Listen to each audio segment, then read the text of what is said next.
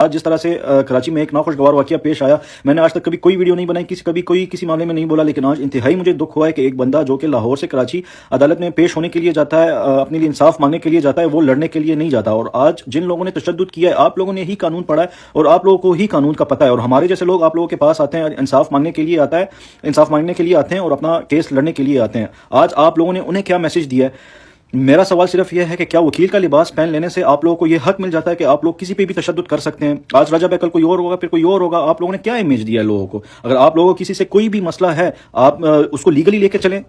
मैं रजब भट्ट के साथ खड़ा हूँ। हिम्मत कैसे हुई है कि इन लोगों ने रजब को हाथ में लगाया है कि ये लोग वकील है कि ये लोग गुंडे हैं? तो सरेआम ठीक है, ये सब करे तो तुम लोग बाकी लोगों के साथ क्या करते होगे?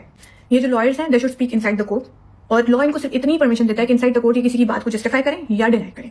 There is no law in Pakistan जो कि आपको ये इजाजत देता है if you are wearing the black coats, और अगर आप लॉयर हैं तो आप आउटसाइड द कोर्ट किसी के साथ मैन हैंडलिंग करें। आपको किसने ये इजाजत दी है? आपको ये तो अलाउड है ही नहीं बिल्कुल। और हमारे वकील ही अगर, हमारे लॉयर्स ही अगर डिसोबीडियंस ऑफ लॉ करेंगे तो कौन फिर रूल्स को फॉलो करेगा? जब एक बंदे को अदालत ने बेल दे दी है तो आप कौन होते हैं उसके अगेंस्ट जाने वाले?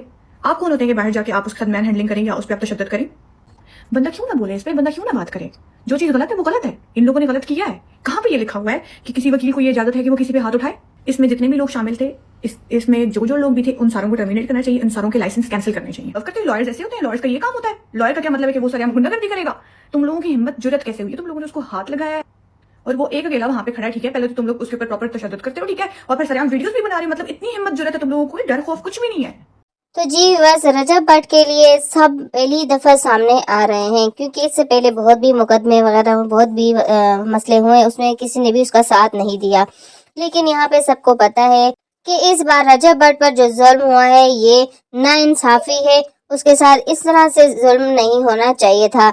जब आप एक बंदे को बुला रहे हैं, वो अदालत के थ्रू आया है और अपना काम कर रहा है, तो आपको भी अगर कोई इसके साथ मसला है तो कानून के तहत ही उसको सुलझाएं, क्योंकि आपने कानून पढ़ा है। अगर हम जैसे लोग, हम जैसे सीधे साधे लोग आपके लिए आते हैं इंसाफ के लिए कि आप हमारे लिए लड़ें, लेकिन यहाँ पर तो सब उलट हो रहा है। कराची में तो वकील खुद लड़ने को तैयार हो चुके हैं, हाथापाई तशद्दुद करने को तैयार हो चुके हैं।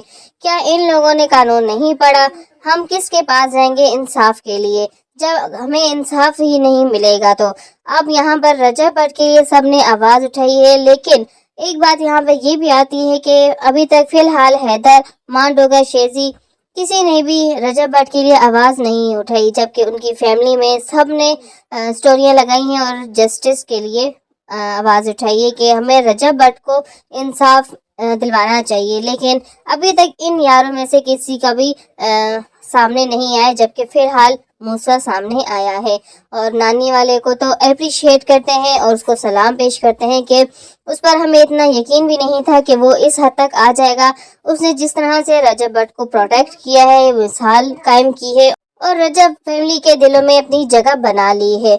जनाब ने भी यही कहा है कि ये कोई तरीका नहीं है। अगर आपको कोई इशू है तो आप उसको कानून के तहत ही ख़त्म करें, ना कि आप प्लानिंग करके वहाँ पे जब आए उस पर आप तशद्दुद करें और जुल्म करें। ये बहुत ही नाइंसाफ़ी वाली बात है। आपने गुंडागर्दी की है, ये बहुत ही बुरी बात है।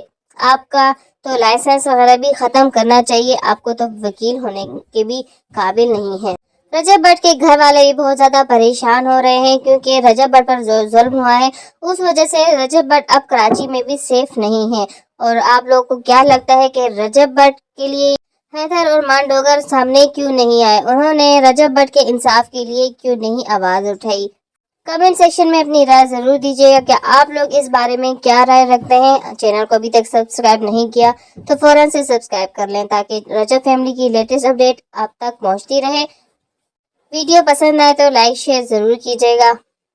और यहाँ पर हम सबको पता है कि रजब भट्ट के साथ बहुत जुल्म हुआ है, ज्यादती हुई है, इसके साथ नहीं होना चाहिए था। तो हम सब रजब भट्ट के साथ हैं। हम भी चाहते हैं कि रजब भट्ट को इंसाफ मिले और ज़रूर ही रजब भट्ट अब इन सब के खिलाफ एक्शन ज़रूर लेंगे। तो अपना ख्याल रखिए, मिलते हैं नेक्स्ट वीडियो में।